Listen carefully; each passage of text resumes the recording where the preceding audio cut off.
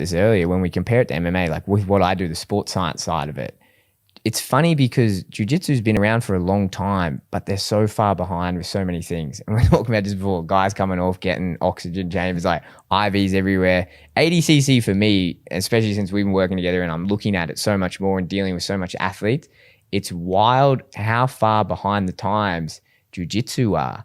Like, why is that? Why is that? And I almost feel that they're resistant to the idea of, hey, you know what? Whereas in MMA, the guys almost open to it. They're like, okay, yeah, if my diet will work and make me better, and if I lift these weights and do this, I'll be able to kick harder. And, you know, if I run on this treadmill at this speed for this amount of time, my gas tank will be better. I find with the jiu-jitsu guys, they're not that into all that. Yeah, jiu-jitsu guys are resistant to a ton of things. I think first and foremost, it comes from Brazil, where they have an attitude of just train harder, just push through anything. You know what I mean?